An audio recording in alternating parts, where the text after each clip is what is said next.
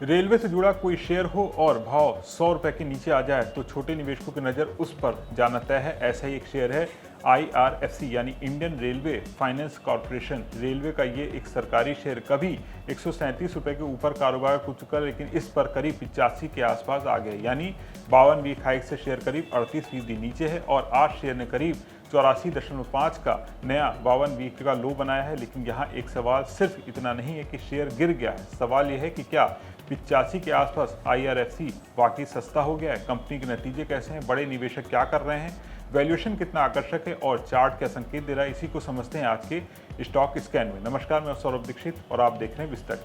IRFC का share इस वक्त करीब 85 के आसपास है। बीते 3 महीने में शेयर 15%, एक साल में 30% टूट चुका है। 3 साल में शेयर ने 43% का रिटर्न दिया है, यानी जिस निवेशक ने 1 साल पहले IRFC खरीदा था उसके लिए अभी तक रिटर्न निगेटिव है। अब सवाल यह है कि शेयर में कमजोरी आई क्यों है। सबसे बड़ी वजह है रेलवे PSU स्टॉक्स में आई ठंडक। पिछले कुछ वर्षों में IRFC, RVNL और दूसरे रेलवे शेयरों में जबरदस्त तेजी आई थी।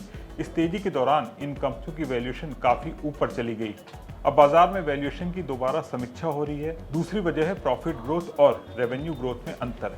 जून तिमाही में रेवेन्यू करीब 19.5% बढ़ा, लेकिन प्रॉफिट ग्रोथ करीब 10.4% रही, यानी कंपनी की सप्लाई बढ़ रही है लेकिन उसी रफ्तार से प्रॉफिट नहीं बढ़ रहा है। इसके पीछे फंडिंग कॉस्ट और फाइनेंस कॉस्ट का दबाव भी महत्वपूर्ण है।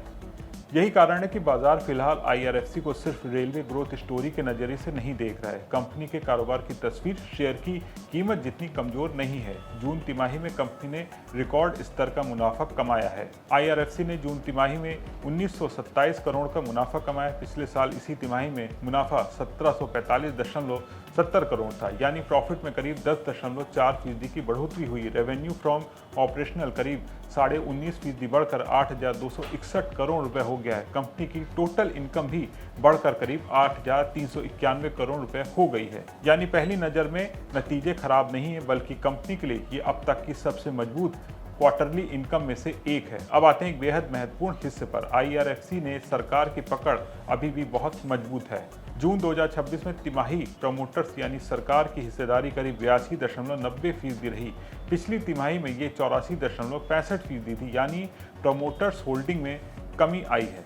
जून तिमाही में FIS FPI होल्डिंग करीब 1.17% रही, जो पिछले साल की तिमाही में 1.16% से थोड़ी बढ़ी है। मतलब विदेशी निवेशकों ने बड़ी बिकवाली नहीं की, लेकिन उनकी हिस्सेदारी भी बहुत ज़्यादा नहीं है। म्यूचुअल फंड की होल्डिंग करीब 0.30% है, जो पिछली तिमाही करीब 0.27% से बढ़ी है। DIs यानी डोमेस्टिक इंस्टीट्यूशन इन्वेस्टर की हिस्सेदारी करीब 3.98% है, जो पिछले साल की तिमाही 2.89% से बढ़ी है।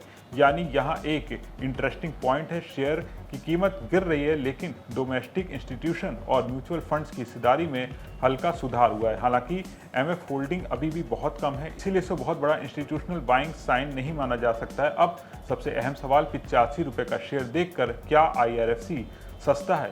IRFC का मौजूदा PE करीब 15.5 से 16 के आसपास है। PB करीब 2 गुना है।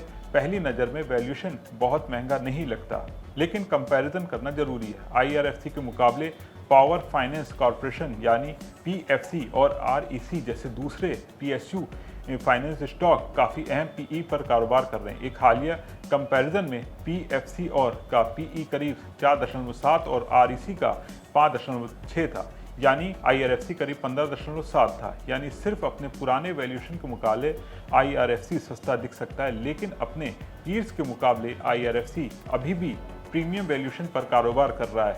एक वैल्यूएशन मॉडल के मुताबिक 26 अगस्त 2026 को IRFC की एस्टिमेटेड अर्निंग्स वैल्यू 74 रुपये थी, यानी मौजूदा भाव से स्टॉक पूरी तरह अंडर वैल्यूड दिखता है। इसलिए ये कहना कि सस्ता शेयर रखना है या नहीं, वैल्यूएशन पहले के मुकाबले आकर्षक हुआ है, इसलिए पीयर्स के मुकाबले अभी भी प्रीमियम है।